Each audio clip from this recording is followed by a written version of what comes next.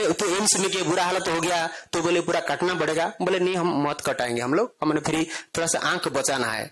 तो ऐसे करके हम लोग फिर कोले बड़े प्राइवेट अस्पताल में दिखाते ताकि कुछ इलाज हो सके, आंख बच जाए। तो प्राइवेट अस्पताल में यही बात हुआ, सेम जैसे वही टेस्ट फिर बार करा, फिर वो 1 महीना निकल गया, फिर वो बहुत बुरा हाल हो गया। ठीक है ना। हाँ, प्राइवेट अस्पताल है, उड़ीसा का बहुत बड़ा अस्पताल है, सम अस्पताल करके, सम अस्पताल कॉर्पोरेट हॉस्पिटल है, बहुत बड़ा हॉस्पिटल है भुवनेश्वर का। तो वहां गए थे हम लोगों ने। तो ऐसी मतलब हमारा क्या, हमारे साथ ऐसे क्यों हो रहा है ऐसा?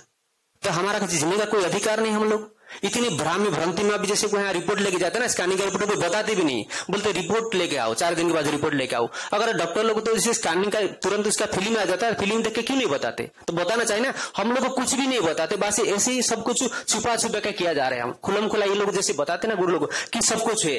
तो हाँ, अभी यहाँ आने के बाद तो 12 दिन में इतना फर्क पड़ गया हमारा।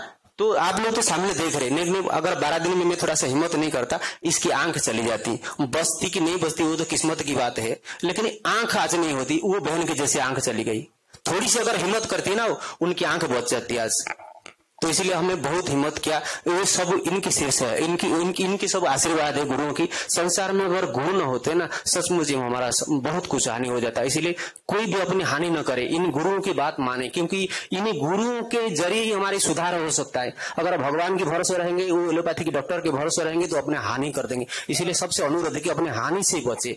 ठीक है। तो बस अब सबको यही हमारी सबसे यही प्रार्थना है, बस गुरुओं की बात माने। संसार में गुरु ही कुछ उद्धार कर सकते, गुरु ही सुधार कर सकते। इसीलिए मेरा तो दिल करता है कि जैसे मेरी बहन की आंख बच गई, सब कुछ बच गई, तो इन गुरुओं के चरण में एक बार उनके चरण में मैं गिर पड़ू, ऐसे मेरे को। अरे थैंक यू। अरे गुड, थैंक यू, धन्यवाद, बहुत बहुत धन्यवाद, आभार, थैंक यू, जीवन बचा लिया, थैंक यू। देखिए, जीवन बचाने वाला तो ऊपर वाला होता है। आपने देखा जो भी नेचुरल थेरेपीज हैं वही आपको करना, चाहे घर बैठ के करें चाहे हिम्स में आके करें।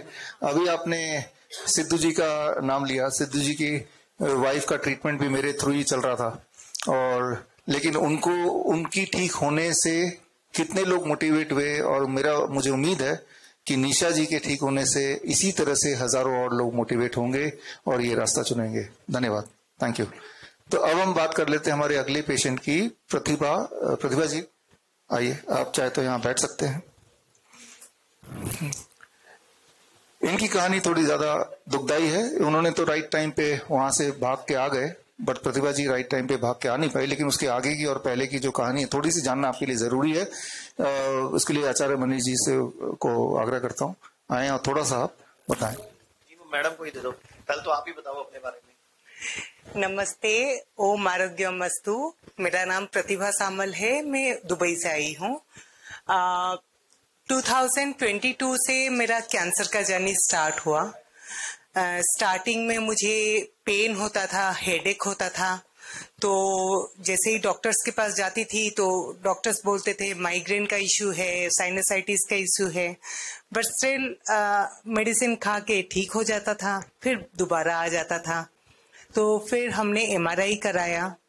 एमआरआई में पता लगा कि ट्यूमर है आईज में। देन उसके बाद डॉक्टर्स को दिखाया, फिर बायोप्सी हुई।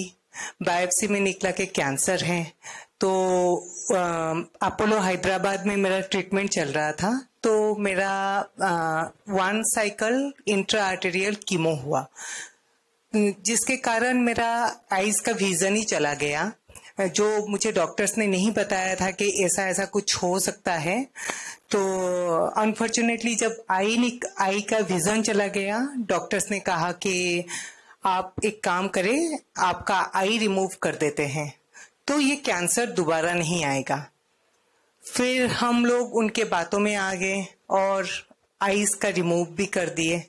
फिर स्कैनिंग में आया, ये पिक्चर है जी, ये मेरा ओरिजिनल। नहीं करी थी इन लोगों ने। हाँ जी, वो हम लोगों ने गाइड करा, फिर इन्होंने खुला ही छोड़ दिया था जख्म जी। और रोज पस निकलता था, कभी पानी निकलता था, हाँ। कभी पस निकलता था, कभी पानी निकलता था, कभी इन्फेक्शन होता था। ये सबसे पहले हमारे पास नवी मुंबई आए थे, आज से लगभग 6 महीने पहले, और 19 दिन रहे थे।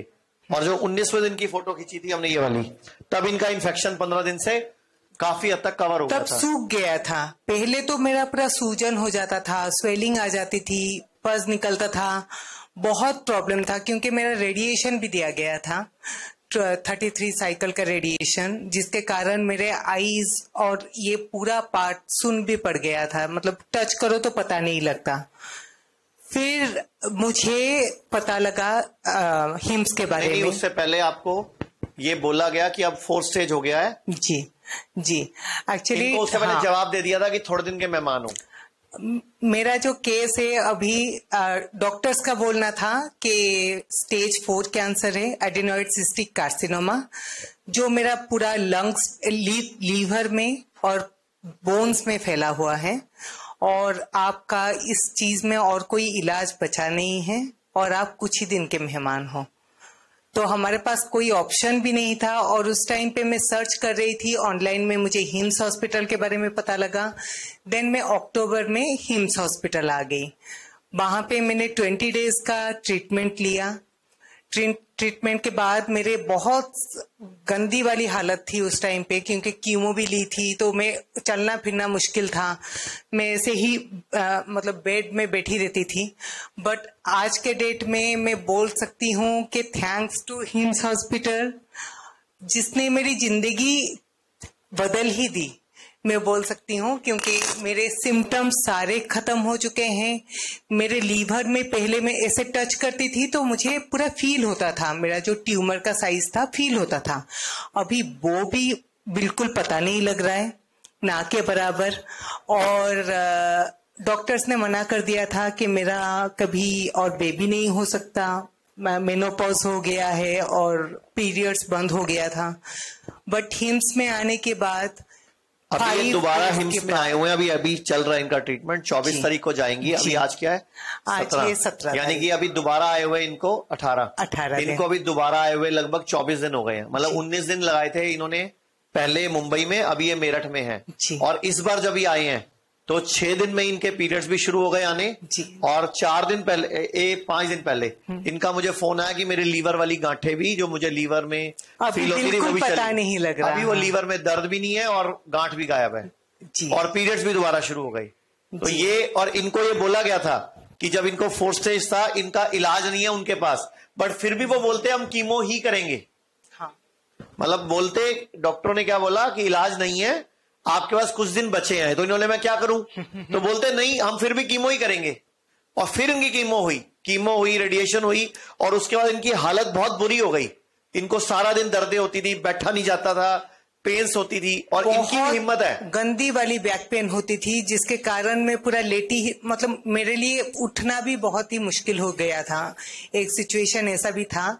बट आज के डेट में मेरे शरीर में पेन भी नहीं है, मुझे देख के कोई बोल भी नहीं सकता कि मैं स्टेज 4 कैंसर इंडिया में पार्टिसिपेट करना है, दुबई में भी करना है, इंडिया में भी करना है, और आपने एक मोटिवेशनल ट्रेनर बनना है, दुनिया को मोटिवेट करना है, ताकि डॉक्टर की बातों में आके, जैसे इन्होंने आंख खोदी और इनकी आंख निकाली ये कह के थी कि अगर आंख निकाल देंगे तो कैंसर पूरी बॉडी में फैलेगा नहीं, और ये 100% बोल रहा था इनको। डॉक्टर ने बोला 100% चांस है, आप आंख निकलवा लो अपनी, तो आपकी बॉडी में कैंसर नहीं फैलेगा। और उसके अगले पेट स्कैन में लीवर में, बोन्स में, पेट में, हर जगह कैंसर फैल गया। फिर वही डॉक्टर बोल रहा है अब आपके पास दिन बहुत कम है, 1.5 महीना है कि 2 महीने, आप पता नहीं है। और आज मैडम को उस बात को 1 साल हो गया, जिंदा घूम रही है आपके सामने। अब या तो उनकी आत्मा घूम रही है या वो सुध घूम रही है। और एक चीज मैं बताना चाहती हूँ कि जब भी मेरी मौत होगी, वो कभी कैंसर के चलते तो नहीं मरूंगी, क्योंकि हिम्स हॉस्पिटल आने के बाद इतना इंसान के अंदर में कॉन्फिडेंस आ गया है, इनके ट्रीटमेंट और इनके जो भी प्रोटोकॉल है, उसके चलते मेरी लाइफ बदल ही गई है। तो मैं इतना खुश हूँ आज के डेट में। मेरा एक 7 साल का बेटा भी है। अब तो ऐसा है कि मैं कैंसर को मारूंगी, मैं खुद नहीं उससे मरने वाली। जी।